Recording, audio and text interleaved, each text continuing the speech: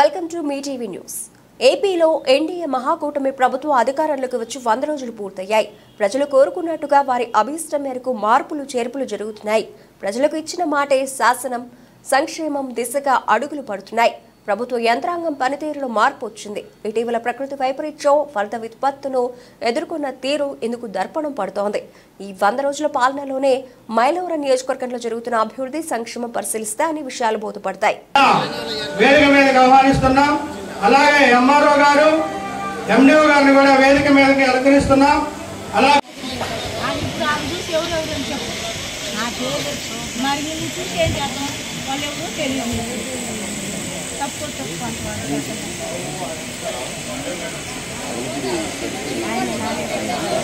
ప్రతినిధులకి, మహిళా తల్లులకి, అట్లాగే గ్రామస్తులకి, వివిధ గ్రామాల నుంచి వచ్చిన నాయకులకి అందరికీ నా హృదయపూర్వక నమస్కారాలు. మరి ఎంతో ప్రతిష్టాత్మకంగా ఒక లైన్ మ్యాన్ విధి నిర్వహణలో ఉండగా అందరూ చూస్తుండగానే ట్రాన్స్ఫార్మర్ దగ్గర రిపేర్ చేసే క్రమంలో పాపం వరద ఉధృతి కొట్టుకుపోయాడు. వెంటనే నేను రెండో రోజు ఆ బాడీ దొరకగానే ఆ బాడీ దగ్గరికి వెళ్ళి ఆ ఫోటోలు తీసి లోకేష్ బాబు గారికి నమ్మటే వాట్సాప్లో పంపించారు. పంపించి ఆ మృతుల వివరాలు, విధి నిర్వహణలో చనిపోవటం, ఆ వివరాలన్నీ లోకేష్ బాబు గారికి నేను పంపించి, బాబు మనం తక్షణం స్పందిస్తే ప్రభుత్వాధికారులకు పనిచేసే వాళ్ళందరూ కూడా మనోధైర్యంగా ఉంటుందని చెప్పి నేను చెప్తే, ఖచ్చితంగా 40 గంటలు గడవకు ముందే 32.5 లక్షల ఆ కుటుంబానికి పరిహారం చెక్కులు పంపిస్తే నేనే స్వయంగా తీసుకెళ్లి ఆ మాత్రం మృతుల భార్యకి ఇవ్వడం జరిగింది. అంతేకాదు చనిపోయిన వ్యక్తి భార్యకి ఉద్యోగం, వాళ్ళకి 2 పిల్లలుంటే చిన్న పిల్లలంతా 6-8 తరగతులు చదువుతా ఉన్నారు. వాళ్ళు డిగ్రీలు పూర్తయ్యే వరకు కూడా ప్రతి సంవత్సరం చెరియో బిడ్డకి 50,000 చొప్పున పరిహారం ఇస్తా జీవో పంపిస్తే ఎన్ని ఇవ్వటం జరిగిందనమాట. ఇది ఆ ప్రభుత్వంలో ఈ ప్రభుత్వంలో జరుగుతున్న మార్పులు. అక్కడ ఒక్క మనిషి చనిపోతే 5 ఏళ్ళు నేను పరిహారం ఇప్పించలేకపోయా. మొన్న కొటికలపూడి గ్రామస్తులు వచ్చారు, సార్ 2019లో చనిపోయిన ఆ మృతుడికి ఎట్టాగా ఆ ప్రభుత్వం పరిహారం లేదు, కొంచెం ఈ ప్రభుత్వంలో నా పరిహారం ఇప్పించరా అని చెప్పి. ఎప్పుడో 5.5 సంవత్సరాల పూర్వం జరిగింది. ఇప్పుడు ముఖ్యమంత్రి గారికి, కలెక్టర్కి చెప్పడం కష్టం అవుద్ది, తర్వాత ఆలోచిద్దామని చెప్పి నేను చెప్పడం జరిగింది అనమాట. ఆ ఒక్కటే కాదు, వరద ప్రభావం లేని గ్రామ కూటమి కార్యకర్తల్ని, నాయకుల్ని మొత్తం రమ్మంటే వీళ్ళందరూ వస్తే రోజు ప్రభుత్వం 1,00,000 ప్యాకెట్లు పంపించిన రోజులు ఉన్నాయి, 50,000 ప్యాకెట్లు భోజనం ప్యాకెట్లు పంపించిన రోజులు ఉన్నాయి, 70,000 పంపించిన ఉన్నాయి. జేఎన్ఆర్ఎం కాలనీకి అయితే రోజు ఉదయం టిఫిన్, మధ్యాహ్నం భోజనం, సాయంత్రం భోజనం. ఆ వరదలో మునిగిన గ్రామాలకి పడవల ద్వారా 10 రోజుల పాటు భోజనాలు పంపిస్తానే ఉన్నాం, పాలు పంపిస్తానే ఉన్నాం. మన రెడ్డిగూడెం కూడా ఒకరోజు పాలు పంపించడం జరిగింది. 15,000 పాల ప్యాకెట్లు ఇక్కడికి పంపించాం, అవస్థపడుతున్నారని చెప్పి. అంతేకాకుండా ఈ 3 మండలాల్లో ఇళ్లలోకి నీళ్లు వచ్చి ఒక 380 కుటుంబాలు ఇబ్బంది పడితే నివేదికలు పంపించమంటే ఈ 380 కుటుంబాలే ఇబ్బంది పడ్డాయని పంపించారు. నేను చెప్పాను, 40 సెంటీమీటర్ల వర్షం పడి ఆయా గ్రామాల్లో చెరువులన్నీ తెగి ఒక్క ఉదుటున పల్లెల్లోకి నీళ్లు వచ్చి పనులకి వెళ్ళలేక అందరూ అవస్థపడతా ఉంటే మనం ఆ కుటుంబాలకి సాయం అందిస్తే ఇబ్బంది పడతామని ముఖ్యమంత్రి గారి దృష్టిలో పెడితే ఈ 3 మండలాలకి, మన మైలవరం, జీకొండూరు, రెడ్డిగూడెం 3 మండలాలకి 33,000 కుటుంబాలకి సాయం అందించాలి. రెడ్డిగూడెంలో రెడ్డిగూడెం, నాగులూరు, పాత నాగులూరు, కొత్త నాగులూరు, రంగాపురం పంచాయతీకి 7,062 కిట్లు కావాలని అడిగాను. అట్లాగే అవతల మండలాల్లో 12,000, 13,000 కుటుంబాలకి సాయం అందించాలని, మొత్తం 33,000 కుటుంబాలకి సాయం అందించాలని ముఖ్యమంత్రి గారి దృష్టిలో పెడితే నాదెండ్ల మనోహర్ గారితో మాట్లాడి, కలెక్టర్ గారితో మాట్లాడి ఆ వ్యవహారాన్ని సరిదిద్దమని చెప్తే వెంటనే వాళ్ళ ముగ్గురితో మాట్లాడి 33,000 కిట్లు రేషన్ మన కుటుంబాలకు అందేటట్టుగా చర్యలు తీసుకొని మళ్ళీ మేము వచ్చి కొంతమందికి రేషన్ కూడా ఇచ్చేయడం జరిగింది. ఆ రేషన్ 33,000 కిట్ల రేషన్ విలువ 7 కోట్ల రూపాయలు అని చెప్పి ఈ సందర్భంగా మీ అందరికీ తెలియజేస్తా ఉన్నా. ఈ ప్రభుత్వం మన నియోజకవర్గంలో ఈ 3 మండలాలు కాకుండా ప్రధానంగా నష్టపోయిన ఇబ్రహీంపట్నం, విజయవాడ రూరల్ మండలాలన్నింటిలో కలిపి 70,000 పైచిలకు కుటుంబాలకి రేషన్ అందించడం జరిగింది. ప్రభుత్వం ఇది మానవతా ప్రభుత్వం, ఇది పేదలకు అండగా ఉండే ప్రభుత్వం కాబట్టి 70,000 కుటుంబాలకు పైచిలకు దాదాపుగా 15-18 కోట్ల రూపాయలు రేషన్ మనం పేదలకు అందించడం, అట్లాగే పంట నష్టపోయిన రైతాంగం మొత్తానికి కూడా ఎకరానికి 10,000 వంతున డబ్బు ఇవ్వబోతా ఉన్నాం. ఏవైతే ఈ 3 గ్రామాల పరిధిలో 380 కుటుంబాలు నీట మునిగితే రేపు త్వరలో వాళ్ళకి 10,000 వంతున నష్టపరిహారం కూడా ప్రభుత్వం నుంచి రాబోతా ఉంది. ఈ రకంగా ప్రభుత్వం నిరంతరం వెనక మాకు అండగా ఉంది కాబట్టి 15 రోజులు నిద్ర లేకుండా అటు ప్రభుత్వం నుంచి వచ్చే సాయం, ఇటు దత్తల నుంచి వచ్చే సాయం పేదలకి పంపిణీ చేయడానికి ప్రభుత్వానికి ప్రజలకి మధ్య వారధులుగా టీడీపీ, జనసేన, బీజేపీ నాయకులు, కార్యకర్తలు నిరంతరం పనిచేయబట్టి అతి వేగంగా మళ్ళీ సాధారణ పరిస్థితులకు తీసుకురావడానికి ఈ రోజు వీలు పడిందని చెప్పి తెలియజేస్తా ఉన్నా. అంతేకాకుండా ఈ 100 రోజుల్లో ఈ నియోజకవర్గానికి ముఖ్యమంత్రి గారు పవన్ కళ్యాణ్ గారి ద్వారా 22.5 కోట్ల రూపాయల నిధులు మంజూరు చేస్తే రోడ్లకి, ట్రైన్లకి అభివృద్ధికి ఈ మండలానికి 5 కోట్ల రూపాయల నిధులు కేటాయించాం. అన్ని గ్రామాల్లో గ్రామానికి 2 రోడ్లు, 1 ట్రైన్ ఈ రకంగా పెట్టి అన్ని ప్రతిపాదనలు తీసుకున్నాం. నిన్నే ప్రతిపాదనలని శాంక్షన్ అయినాయి. వచ్చే వారం రోజుల లోపల ఆ పనులు కూడా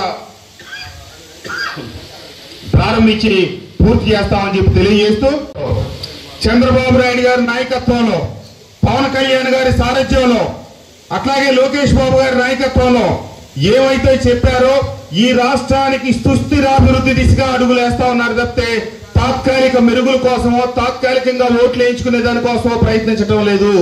100 రోజులు కూడా నిలకడైన పనుల కోసమే ప్రయత్నం చేశారు.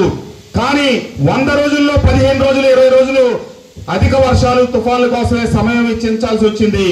తప్పకుండా ఒక్కొక్క హామీ నెరవేర్చుకుంటా ముందుకెళ్తారు.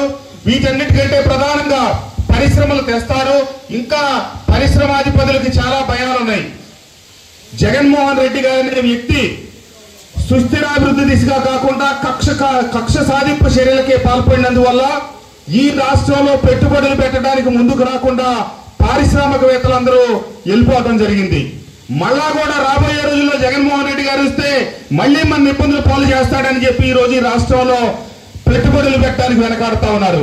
వాళ్ళందరినీ ఒప్పించి పరిశ్రమలు పెట్టి ఈ రాష్ట్రానికి ఆదాయం కూడా భవిష్యత్తులో, అలాగే మన బిడ్డలకు కూడా ఉద్యోగ అవకాశాలు పెరుగుతాయని 2014 నుంచి 19లో అభివృద్ధి సాధించిన రాష్ట్రాల్లో మొదటి 3 స్థానాల్లో ఆంధ్రప్రదేశ్ ఉంటే 19 నుంచి 24 వచ్చేటప్పటికి ఈ రాష్ట్రం చివరి 3 స్థానాలకు వెళ్ళింది. అప్పుడు మొదటి 3 స్థానాల్లో ఉన్న ప్లేస్ లో కేవలం 5 సంవత్సరాల విధ్వంస పాలన. ఎందుకంటే నేను ఆ ప్రభుత్వంలో ఉన్నప్పుడు ఎప్పుడు పొగడలేదు, ప్రతిపక్షాన్ని తిట్టలేదు. కానీ పై మెరుగులు కాదు, ఇంటికి పునాదులు లేకుండా ఏమీ లేకుండా పైన రంగులేస్తే ఆ ఇల్లు ఎట్లా నిలబడదో ఈ రాష్ట్రానికి కూడా కేవలం మీటర్ నొక్కితే చాలదు.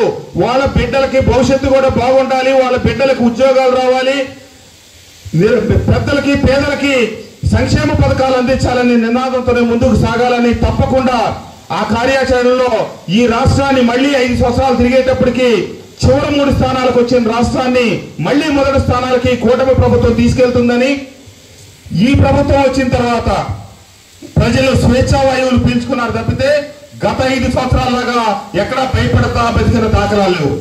నేను అధికారులందరికీ ఒకటే చెప్పాను, ప్రభుత్వం నుంచి అందే సాయం అందరికీ అందేటట్టుగా చూడటం, పార్టీలు గాని, కులాలు గాని, మతాలు గాని చూడకుండా ఉండటం, అక్రమ కేసులు బనాయించే ప్రసక్తే ఉత్పన్నం కాదు అని చెప్పి తెలియజేస్తూ చాలా చెరువులు మన నియోజకవర్గంలో 50కి పైచిలకు చెరువులు గండ్లు పట్టడం జరిగింది. ఒక్క నాగులూరులోనే 6 చెరువులు దిగిపోయినాయి. రంగాపురంలో కావచ్చు, ప్రతి మన రెడ్డిగూడెం చుట్టుపక్కల ఉన్న ప్రతి చెరువు దిగిపోయింది అధిక వర్షాల మూలంగా. వాటన్నిటికీ గండ్లు పూడిపించడం. అట్లాగే గత ప్రభుత్వం నేను మీటర్ నొక్కా కాబట్టి నా బాధ్యత అయిపోయింది. ఆ ప్రభుత్వంలో మాకు 2-3 విషయాలే తెలుసు. ముఖ్యమంత్రి గారు ఎప్పుడన్నా మాకు శాసనసభ్యులతో మీటింగ్ పెడితే నా బాధ్యత మీటర్ నొక్కటం, ఇక ఓట్లు అయ్యే పడిపోతాయి అనేది తప్పితే ఆ కుటుంబాల భవిష్యత్తు, చదువుకున్న బిడ్డల భవిష్యత్తు, ఈ రాష్ట్రంలో పరిశ్రమలు వస్తేనే మన బిడ్డలకి భవిష్యత్తు బాగుంటుంది. కేవలం ఈ తాయిలాలు సంక్షేమ పథకాల మీదే కాదు ఆధారపడటం అనేది కాకుండా సంపదను సృష్టించటం, సంపదని పేదలకు పంచడం అనే చంద్రబాబు నాయుడు గారి విధానానికే ప్రజలు ఈరోజు ఓటేయడం జరిగింది. ఖచ్చితంగా జరుగుతుంది. ఆ రోజు ముఖ్యమంత్రి గారిని పొగడాలి, ప్రతిపక్ష నాయకులను తిట్టాలి. నేను ఆ 2 పనులు చేయాల కాబట్టి రాజకీయంగా నాకు ఏ రకమైనటువంటి అందలాలు దక్కల. నేను ఒక్కరోజు కూడా పవన్ కళ్యాణ్ గారి పేరు తెలిసి 5 సంవత్సరాల కాలంలో నేను తిట్లా. కానీ కొంతమంది పవన్ కళ్యాణ్ గారిని తిట్టి చంద్రబాబు నాయుడు గారి ఇంటి మీదకి దాడికి వెళ్తే, తెలుగుదేశం పార్టీ ఆఫీసుల మీద దాడికి వెళ్తే ఆ ముఖ్యమంత్రి గారి దృష్టిలో పడి వాళ్ళకే మంత్రి పదవులు లేకపోతే వాళ్ళకే ఇంకొక రకమైన పదవులు కట్టిపెట్టే పరిస్థితుల నుంచి ఈ రోజు కష్టపడి పనిచేసే వాళ్ళకే పదవులు ఇచ్చే ప్రభుత్వం ఈ ప్రభుత్వం.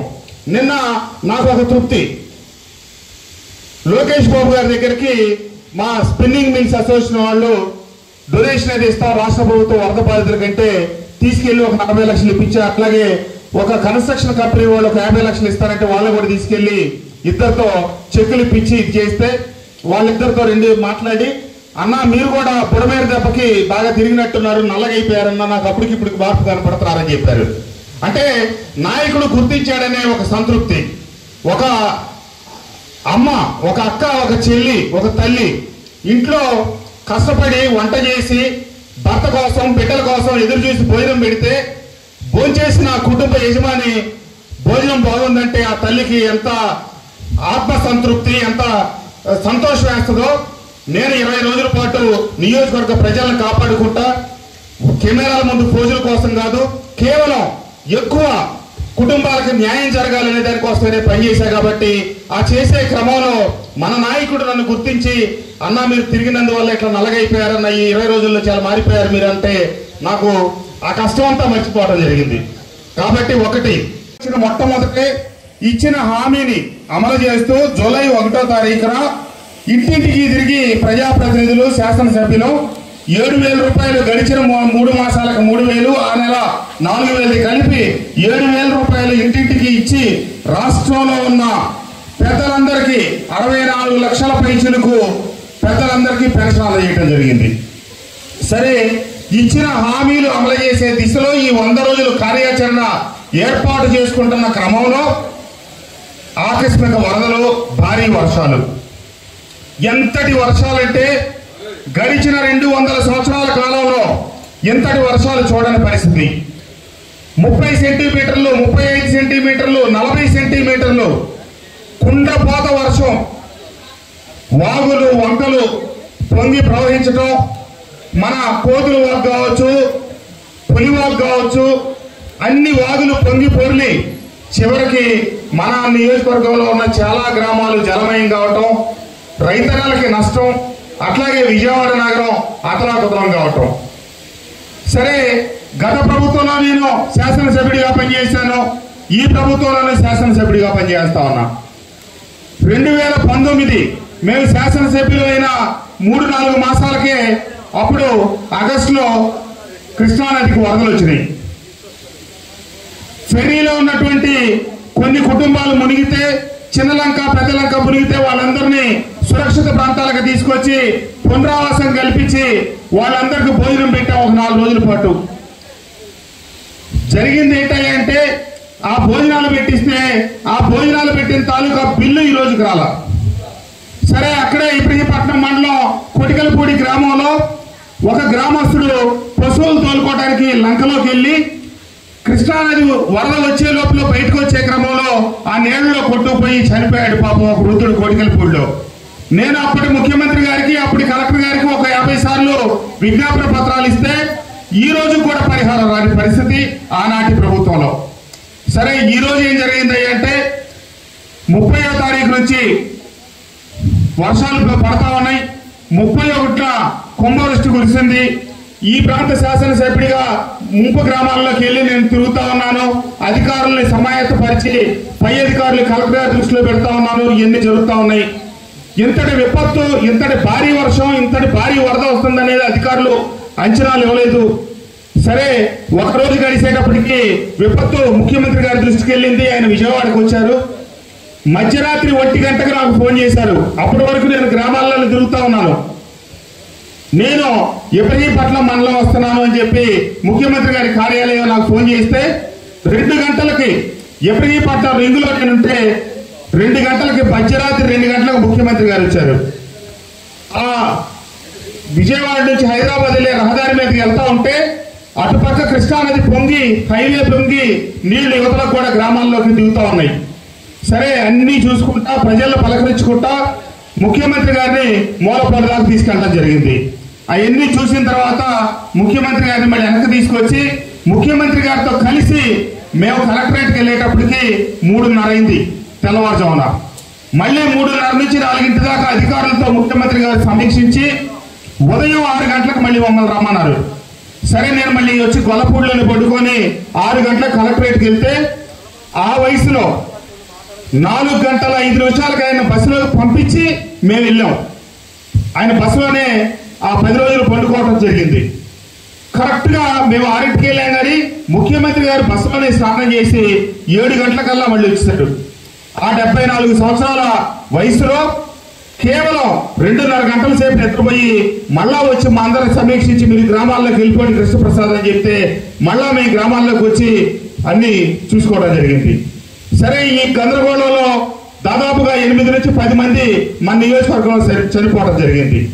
వాళ్ళ వివరాలన్నీ ప్రభుత్వానికి పంపిస్తే 48 గంటలు గడవక ముందే ప్రతి కుటుంబానికి 5 లక్షల చొప్పున చెక్కులు పంపిస్తే నేను వెళ్ళి ఆ కుటుంబానికి పూర్తి స్వాతంత్రం కాకపోయినా ఆ కష్టంలో ఆ కుటుంబానికి ఆదుకోవడానికి ప్రతి కుటుంబానికి 5 లక్షల రూపాయల చెక్కులు వెళ్ళి ఇంకా వర్షాల మధ్యలోనే వాళ్ళకి అందించడం జరిగింది.